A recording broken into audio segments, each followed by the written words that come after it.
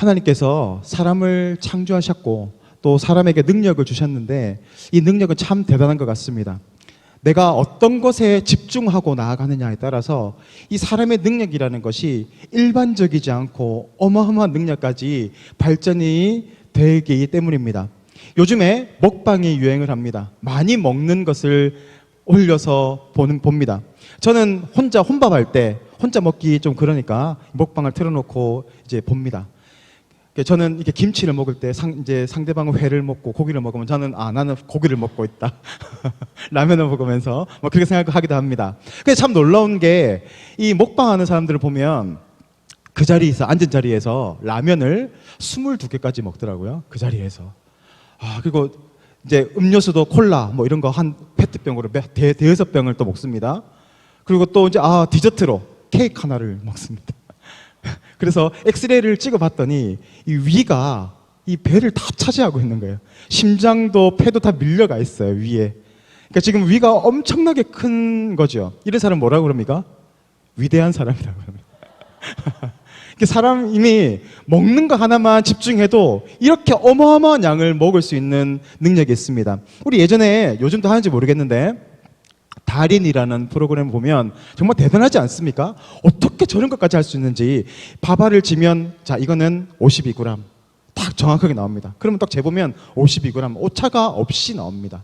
참 여러 가지 오랫동안 그것에 집중하고 훈련받고 그렇게 계속해서 집중하며 살아갔더니 그런 능력들이 자기도 모르게 막 생기는 거죠.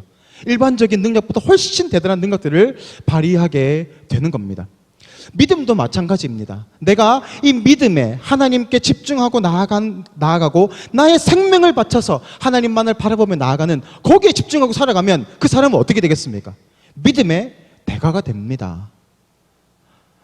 오스왈드 스미스 목사님이라는 분이 계셨습니다. 이분은 캐나다 토론토에서 목회를 하셨던 분인데 이분이 선교와 또 이 목회에 아주 큰 열정을 가지고 계셨습니다. 그래서 이분은 온 성도가 복음을 전해야 한다 하는 이 캐치프레이즈를 가지고 목회를 하셨던 분입니다. 5,000명 정도의 교인이 모였을 때 그 교회 안에서 200명의 선교사를 보냈습니다. 그러니까 이게 어마어마한 거거든요. 그래서 사실 여러분 우리가 놀라지 않아야 하는 이유가 있어요. 사실 우리나라에는 제가 보니까 더 많은 선교사를 보낸 교회가 있더라고요. 온누리 교회를 보니까 온누리 교회 몇 명을 보냈을까요? 선교사 2,200명을 보냈습니다. 그러니까 단일 교회에서 최고로 많이 보낸 교회인 거예요. 지금 여기도 마찬가지입니다. 이 오스왈드 스미스라는 이 목사님이 목회하시는 이 교회도 그 인원 안에서 200명이라는 선교사를 보낼 정도로 이 선교에 대해서 열정을 가지고 있는 이 목사님이 계셨습니다. 이 목사님이 자세히 보니까 성도들을 이렇게 보니까 하나님에게 쓰임받는 사람들이 있더라는 겁니다. 8가지 정도가 있더라는 겁니다. 뭘까요? 궁금하시죠? 어떤 사람이 하나님께 쓰임을 받는가 봤더니 자, 첫 번째는 화면을 보시면 되겠습니다. 첫 번째는 목적이 하나만 있어서 한 가지를 생각하는 사람. 이 사람이 하나님께 쓰임을 받더라는 겁니다. 그리고 그 두 번째는 그 목적을 위해서 모든 장애물을 극복해낼 수 있는 사람인가. 세 번째는 온전히 하나님께 맡기는 사람인가. 네 번째, 기도 승리의 체험이 있는 사람인가. 다섯 번째, 하나님의 말씀을 부지런히 공부하는 사람인가. 여섯 번째, 메시지가 있는 사람인가. 일곱 번째, 믿음의 결정적 결과를 체험한 사람인가. 마지막 여덟 번째, 성령의 기름 부으심을 받은 사람인가에 따라서 하나님이 사용하시는 사람, 하나님이 사용하지 않는 사람으로 나뉘더라는 겁니다. 지금 8가지를 봤지만 잘 기억이 안 나실 겁니다. 여러 가지 이야기를 하고 있는 것 같지만 사실은 한 가지를 이야기하고 있습니다. 첫 번째는 뭐였습니까? 내가 한 가지 목적만을 바라보면서 나아가는 겁니다. 어떤 목적일까요? 하나님 나라를 위해서 살아가는 사람입니다. 어떻게 하면 내 삶 가운데에서 어떻게 하면 내가 하나님 나라를 위해서 쓰임받을 수 있을까라는 이 목적 하나만을 바라보며 나아가는 사람입니다. 그렇게 목적으로 나아가다 보면 방해가 있을까요? 없을까요? 방해가 있지요. 장애물이 있지요. 그런데 그 장애물을 뚫고 나아가는 사람을 하나님은 사용하신다라는 겁니다. 그런데 어떻게 그 장애물들을 뚫고 나아갈 수 있습니까? 그것은 바로 온전히 하나님께 이 문제를 맡겨드리는 사람이 그 문제를 뚫고 나아갈 수 있다는 겁니다. 내가 내 힘으로 내 능력으로 가는 것이 아니라 하나님께 그 문제를 모두 맡겨드릴 때 하나님이 감당할 수 있는 힘과 능력을 주시더라는 겁니다. 근데 어떤 사람이 하나님께 맡겨드릴 수 있습니까? 기도하는 사람이 하나님께 이 문제를 맡겨드릴 수 있습니다. 기도를 통해서 우리는 그 믿음을 소유하게 되고 이 문제를 하나님께 온전히 믿을 수 있습니다. 이것은 내 문제가 아닙니다. 하나님의 문제입니다. 하나님께 맡겨드릴 수 있는 겁니다. 기도하는 사람인 거죠. 그런데 기도하는 사람은 반드시 양립해야 되는 가치들이 있는데 기도와 뭐가 같이 가야 될까요? 말씀입니다. 그렇습니다. 말씀 공부, 말씀에 대한 양육을 받고 있는 사람이 하나님께 쓰임을 받더라는 겁니다. 그리고 이 말씀에 대해서 연구하고 묵상하고 말씀과 살아가는 사람은 어떤 삶을 살까요? 메시지가 있어요. 삶의 복음의 메시지가 있습니다. 기도하고 말씀 보면 자연스럽게 내 안에 간증들이 생기게 되고 복음에 대한 능력이 생기게 되고 복음에 대한 관점이 생기기 시작합니다. 그러니까 삶의 메시지가 있게 되는 거예요. 그렇게 살아가는 사람들은 어떤 인생을 살까요? 믿음으로 승리하는 인생을 살아가게 되는 겁니다. 그리고 그 사람에게 성령님이 임하셔서 기름 부어주시고 그 사람을 사용해 가신다는 겁니다. 그러니까 이 8가지라는 것들은 서로 연관되어 있습니다. 다른 이야기가 아닙니다. 무엇으로 연결되어 있습니까? 하나님의 나라, 복음에 연결이 되어 있는 겁니다. 어떤 사람이 쓰임 받는가? 한마디로 얘기하면 복음에 합당한 사람, 복음에 목말라 하는 사람, 복음의 열정을 가지고 있는 그 사람을 하나님은 사용하신다라는 것입니다. 하나님께 사용되시기를 원하십니까? 그렇다면 내가 지금 무엇을 추구하고 살아가는지를 바라보면 됩니다. 나의 가장 중요한 가치는 무엇입니까? 건강입니까? 내 가족입니까? 돈입니까? 명예입니까?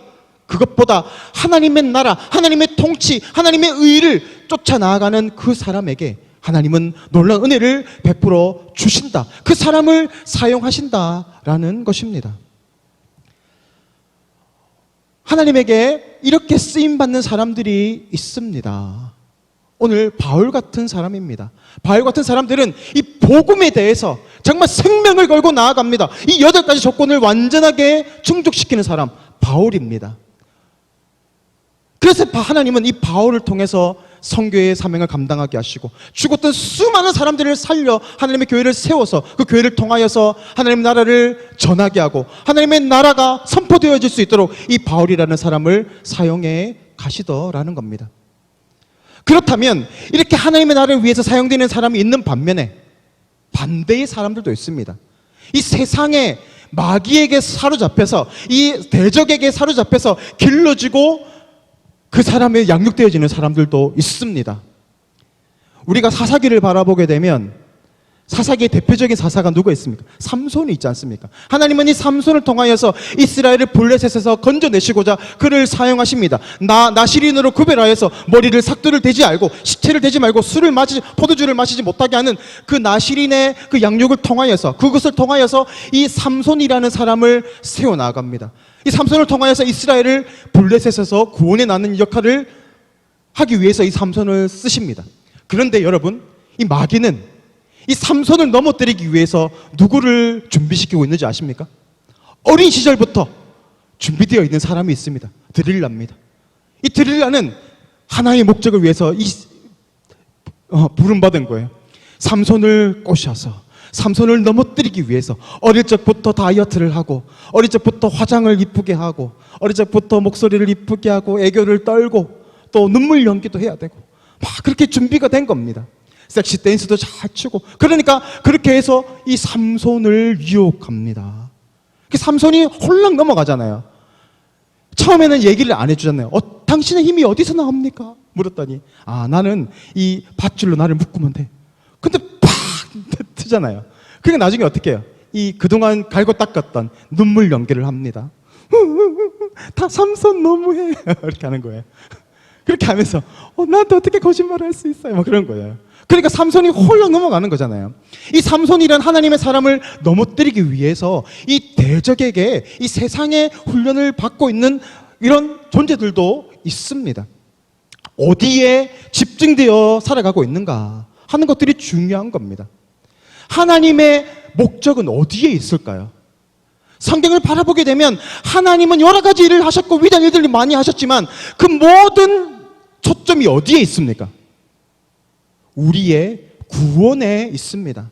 하나님의 그 택하신 백성을 어떻게 하면 구원해낼까? 어떻게 하면 그들을 살려낼까? 사망에서 생명으로 옮겨낼까? 거기에만 하나님의 온 집중을 하고 계시는 것을 우리는 바라보게 됩니다. 창세기부터 그렇잖아요. 아브라함이라는 사람을 통해서, 이 사람의 믿음을 통해서, 이 믿음의 사람을 통해서 이삭이라는 그 씨를 얻게 하시고, 그 이삭을 통해서 또 아브라함의 씨를 이어가게 하시고, 그렇게 가족을 이루어가고 또 가문을 이루어가게 하시고, 요셉을 통해서 총리로 보내서 이 이스라엘 백성 이스라엘을 이루어갈 수 있도록 그 애굽으로 들여보내지 않습니까? 그리고 420년 후에 200만이 넘는 큰 민족으로 이끌어 나오실 때 모세라는 사람을 통해서 홍해를 건너가시고 약속의 땅 가나안으로 들어가게 하십니다. 그리고 다윗이라는 위대한 왕을 통하여서 하나님의 그 왕국이 어떠한 것임을 보여주시는 그런 일들을 만들어 가시는데, 그 사건들이 다 무엇을 이야기하고 있는 겁니까? 하나님의 백성들이 하나님께 속한 백성들을 하나님께서 구원하시고자 하시는 그 모습들을 보여주고 있는 겁니다. 그래서 다윗의 그 자손을 통하여서 메시아 예수 그리스도가 오시고, 예수님을 통하여서 모든 죄의 문제를 끊어내시고 예수님을 믿는 모든 하나님의 백성을 구원해내시는 그 구원의 완성을 이루어 가시지 않습니까? 거기서 끝나는 것이 아니라 이제는 마가의 다락방에 성령을 부어주셔서 성령을 통하여서 수많은 하나님의 그 복음 전도자를 통하여서 또 복음이 전해지게 하시고 수많은 죽어가는 사람들을 살려내는 그 구원의 사역으로 지금도 하나님의 그 열심은 이루어가고 있지 않습니까? 우리가 그런 눈으로 하나님의 그 나라를 보아야 할 줄 믿습니다. 내가 어떻게 하면 잘 살까? 내가 어떻게 하면 이 교회에서 더 인정을 받을까가 아니라 더 눈을 넓혀서 어떻게 하면 하나님 나라를 위해서 내 인생이 사용될까? 어떻게 하면 우리 가정이 하나님의 이 나라를 위해서 사용될 수 있을까? 그것에 우리의 초점이 맺히기를 축복합니다. 그렇게 쓰임받는 인생으로 나아가기를 소망합니다. 우리가 하나님께 속한 사람이라면, 하나님께 속하여서 구원받은 사람이라면 우리 역시도 어떤 초점으로 살아가야 하겠습니까?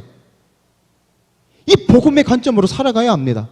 우리가 복음으로 인하여서 우리가 하나님 백성이 된 것처럼 우리 역시도 거저 받았으므로 거저 나누어지는 복음의 증인의 역할을 감당해야 하는 것, 그게 바로 우리의 목적이 되어야 하고 우리 삶의 초점이 되어야 합니다. 그렇게 될 때 우리 인생의 가치가 있고 우리 인생의 행복이 있고 우리 가운데 만족이 있고 우리 가운데 능력이 일어나게 되는 것입니다.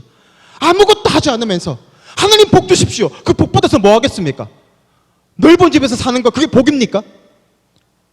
저는 그게 복인 줄 알았습니다. 그런데 그게 아니더라고요.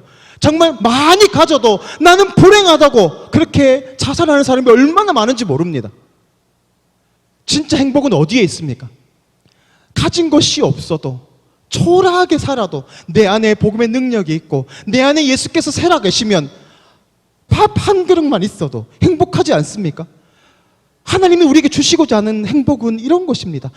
많이 가져서 많이 누려서 행복한 것이 아니라 복음의 능력 안에서 영혼을 바라보며 하나님의 나라를 꿈꾸며 내가 어떻게 하면 하나님의 나라에 위해서 쓰임받을까, 거기에 우리가 매몰되어 살아갈 때 우리는 인생의 중요한 가치를 가지게 되고 이것이 정말 행복이구나라는 것을 우리가 느끼게 된다라는 것입니다. 오늘 하나님이 우리에게 주시고자 하는 것, 이 복음의 본질 안에 살아가라 하는 겁니다. 하나님은 이 복음의 역사를 위해서 수많은 위대한 일들을 행하여 가십니다. 홍해를 가르십니다. 하늘에서 메추라기와 만나를 내리십니다. 250만이 넘는 이스라엘 백성들을 매일매일 먹이십니다. 정말 놀랍지 않습니까? 그런데 우리는 무엇을 바라봅니까? 그 현상에 우리가 매몰되어 있습니다. 와, 하나님이 홍해를 갈리셨어. 하나님이 메추라기를 먹이셨어. 내 통장 잔고도 이렇게 많아졌으면 좋겠네. 나도 이렇게 많이 누리며 살았으면 좋겠네. 위대한 기적을 체험했으면 좋겠네. 수많은 그리스도인들이 여기에 매몰되어 살아갑니다.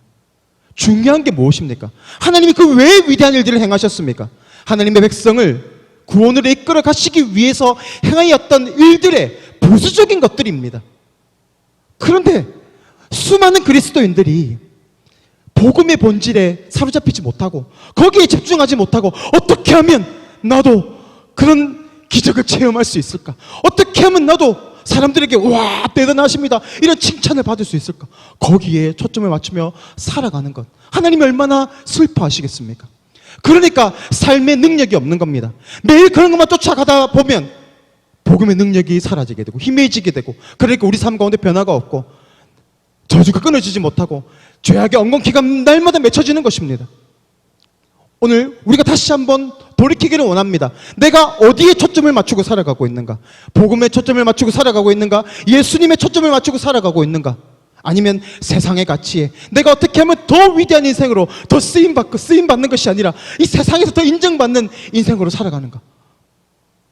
우리가 무엇을 바라봐야 할지 오늘 말씀을 통해서 우리가 다시 한번 돌아보기를 원합니다. 마귀의 전략이 있습니다.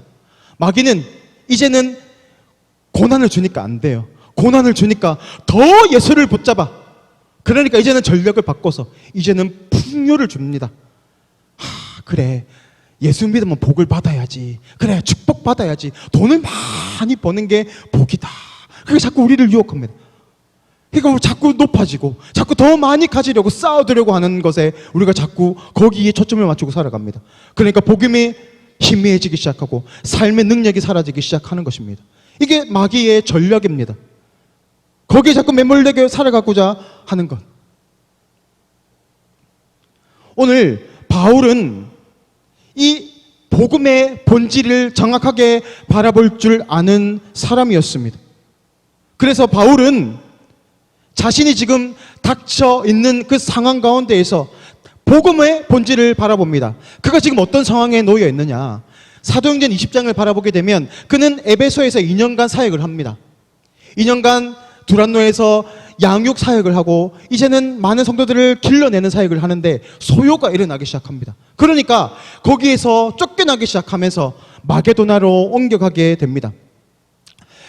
그때 이 바울에게 두 가지 미션이 있었는데, 첫 번째는 고린도 교회에 문제가 있었습니다. 이 문제를 해결해야 하는 그런 미션이 있었습니다. 그때 그는 어떻게 했습니까? 그 자리에서 고린도 후서라는 서신서를 씁니다. 그리고 디도를 보내서 이 서신을 전하여서 그들을 가르치라고 합니다. 그리고 얼마 뒤에 그 서신이 전해지고 난 후에 고린도 교회 문제가 해결되었다는 이야기를 듣습니다. 두 번째는 바로 예루살렘 교회에 어려움이 있었는데 헌금이 필요했습니다. 그래서 이 도울 수 있는 구제 헌금을 모금하는 사역을 감당해야 됐는데 그때 이 바울이 했던 것이 바로 로마서를 기록하는 것이었습니다.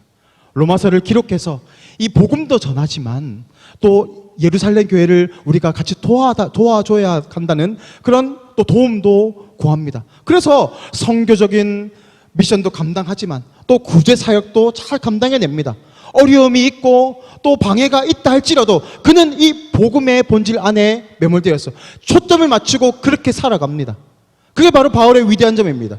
그래서 하나님은 이 바울을 통해서 위대한 일들을 행하여 가시지 않습니까? 하나님의 백성인 우리 역시도 마찬가지입니다. 다른 것을 바라보는 것이 아니라 가장 우선주의로 하나님의 나라를 바라보아야 합니다. 교회의 가장 중요한 사명이 무엇입니까? 교회의 사명은 바로 복음을 전하는 사명입니다. 하나님의 말씀을 통하여서 죽은 영혼을 살려내는 그 사역, 그것이 바로 교회가 감당해야 할 사역입니다. 그렇기 위해서 우리가 구해야 되는 게 무엇입니까? 하나님, 복음을 전하기 위해서 이 물질이 필요합니다. 복음을 전하기 위해서 도울 자들이 필요합니다. 더 많은 것들이 필요합니다. 라고 구하는 거죠. 그래서 하나님 예수님께서 말씀하시지 않습니까? 먼저 그의 나라와 그의 의를 구하라. 그러면 이 모든 것을 너희에게 더해 주실 것이다. 근데 우리는 순서가 자꾸 바뀝니다. 자꾸 바뀌어요.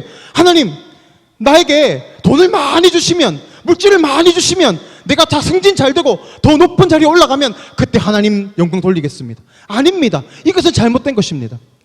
제가 지금은 살이 좀 많이 쪘는데 예전엔 날씬했다 그랬잖아요. 달리기도 제가 제법 빨랐습니다. 릴레이 선수를 했어요. 초등학교 때. 그 릴레이 선수를 하면 4명인가 5명이서 이렇게 짝을 지어서 이게 자신의 구간들이 있지 않습니까? 그때 이제 저하고 이제 다른 상대편 팀이 2팀이 있었습니다. 달려가고 있는데 제가 이게 바톤을 또 놓쳤어요. 그래서 제가 다시 주워가지고 가다 보니까 이미 거리가 많이 차이가 난 겁니다. 큰일 났네. 그래서 막 뛰었어요. 이제 바톤을 주고 갔는데, 와, 우리 졌구나. 결국 어떻게 됐을까요? 졌어요. 저 때문에. 그런데 나중에 진 줄 알았어요. 근데 알고 봤더니 저랑 같이 달렸던 그 다음 주자가 얘도 이 바톤을 떨어뜨린 거예요. 근데 이 초등학교 때는 잘 모르지 않습니까? 그러니까 이 바톤을 그냥 놔두고 간 거예요. 그러니까 걔는 빨리 간 거죠. 저는 주워서 다시 갔기 때문에 찾았지만. 근데 나중에 어떻게 됐을까요? 1등한 게 바로 우리였어요. 끝까지 바톤을 들고 갔기 때문에 그렇습니다. 이게 중요한 겁니다. 우리도 마찬가지입니다. 우리도 우리의 삶을 살아갈 때 끝까지 붙잡고 가야 되는 것이 있어요. 놓치면 안 되는 것이 있어요. 그래서 사람들은 이거 자꾸 놓쳐요. 하나님의 나라와 하나님의 하나님의 나라라는 것은 하나님의 통치를 의미합니다. 하나님의 그 십자가의 그 은혜를 붙잡고 가는 것, 그게 필요한 겁니다. 근데 그걸 자꾸 놓쳐요. 하나님, 내가 더 잘 되면 그때 돌아올게요. 하나님, 내가 더 성공하면 그때 하나님 높여드릴게요. 그건 잘못된 겁니다. 하나님이 그걸 기뻐하지 않아요. 그런 사람들의 헌신을 기뻐하지 않습니다. 끝까지 복음을 붙잡고, 끝까지 예수 그리스도를 붙잡고, 하나님의 그 말씀을 붙잡고, 때로는 처지는 것 같고, 때로는 넘어진다 할지라도 끝까지 이 복음을 붙잡고 나아가는 그 사람을 하나님은 기뻐하십니다. 그런 사람에게 하나님은 필요한 모든 것들을 다 허락해 주신다라고 약속하는 게 이 말씀이에요. 그러므로 먼저 그의 나라와 그의 의를 구하라. 우리가 붙잡고 나아가야 하는 게 뭘까요? 그의 나라와 그의 의입니다. 하나님의 통치와 하나님의 말씀을 붙잡고 나아가는 것. 그게 늦어도 가장 빠른 길인 줄 믿습니다. 그런데 여러분, 제가 살아보니까 또 목사로 이렇게 보니까 이게 바뀌는 게 너무 힘들더라고요. 내가 계획을 합니다. 내가 어떻게 하면 더 잘 살까, 행복하게 살까 계획을 하는 사람에게 하나님의 그 뜻을 이야기하면 그것을 내려놓는 게 너무너무 힘들어합니다. 나는 이미 계획을 다 세워놨는데 내려놓으라 그럽니다. 버려라, 놓아라. 그게 성경에서 말하는 뭡니까? 죽어라라는 겁니다. 네가 죽어야 한다. 내가 부인되는 것, 그건 너무너무 힘들지 않습니까? 내 계획을 내려놓고, 내 생각을 내려놓고, 내 고집을 내려놓고 하나님의 말씀에 순종하고 나아가는 것, 이것은 정말 죽는 것과 마찬가지입니다. 그런데 하나님은 어떤 사람을 사용하시는가? 내 계획을 다 내려놓고, 알겠습니다 주님, 다 포기하고 내려놓겠습니다 하는 그 사람을 사용해 가시더라는 겁니다. 오늘 바울 역시도 그랬습니다. 바울은 복음을 전합니다. 그리고 그곳에 교회가 세워지고 수많은 하나님의 사람들이 일어나기 시작합니다. 너무너무 영광스러운 일인 것이죠. 그렇지만 동시에 바울이 당했던 고난은 어떻습니까? 복음을 전하는데 왜 고난을 당해야 합니까? 왜 내가 조롱받아야 합니까? 왜 내가 매를 맞아야 합니까? 왜 내가 어둠 가운데에서 물속에서 일주야를 그렇게 죽음의 공포 가운데 있어야 합니까? 이해할 수 없겠지만 그것은 매우 당연한 과정입니다. 왜 그런 줄 아십니까? 내가 죽어야 되기 때문입니다. 그 고난을 통해서 내가 부인되어야 되기 때문입니다. 내가 부인되어야 예수님이 살아나시기 때문입니다. 예수님이 살아나셔야 그제서야 비로소 구원의 역사가 일어나기 때문입니다. 그래서 하나님은 우리가 죽어지고 우리가 더욱더 낮아지고 더욱더 내려놓기를 원하십니다. 근데 우리는 계속 붙잡으려고 합니다. 끝까지 놓지 않으려고 합니다. 이 싸움인 겁니다. 어떤 사람이 빨리 갑니까? 빨리 죽는 사람이 빨리 갑니다. 빨리 포기하고 빨리 하나님께 두 손 들고 항복하는 사람이 빨리 갑니다. 그런 사람들 많이 보지 않습니까? 내 고집대로 가는 사람들 빨리 가는 것 같지만 1, 2년 가다 보면 저 앞에 엎드려져 있는 거 바라보는 거 너무 많이 보지 않습니까? 복음으로 끝까지 붙잡고 나아가는 그 한 사람을 통해서 하나님은 위대한 일을 만들어 가십니다. 오늘 바울이 복음을 전할 때 참 웃지 못할 일이 생깁니다. 복음을 전할 때 유두고라고 하는 한 청년이 말씀을 듣다가 3층에서 떨어져서 죽습니다. 많은 사람들이 이 유두고를 희화화합니다. 그 설교 시간에 그 졸면 죽는다 이렇게 자꾸 얘기합니다. 그런 의미가 아니에요. 이 유두고라는 청년은, 이 이름은 그 당시에 노예들의 이름이었다고 합니다. 노예들이 많이 쓰는 이름이었어요. 그리고 이 당시에 그 건축 기술이 좋지 않았기 때문에 3층 이상은 건물을 짓지 못했습니다. 그러니까 1층은 귀족들, 2층은 중인들, 3층은 노예 계급이 살았던 그런 장소였다고 합니다. 그러니까 지금 이 유두고라는 사람은 노예였어요. 그리고 지금 여기에 모인 사람들은 다 어떤 사람들입니까? 천한 사람들입니다. 그 사람들이 생각을 해보십시오. 그 사람들이 놀다가 왔겠어요? 아침부터 일어나서, 노예가 아침부터 일어나서 주인을 위해서 수발을 들고, 저는 그 당시 잘 모르겠고 우리 마당새를 한번 떠올려보세요. 아침에 일어나서 주인 마님이 일어나기 전에 마당을 쓸고, 또 주인 마님의 밥상을 차리지 않습니까?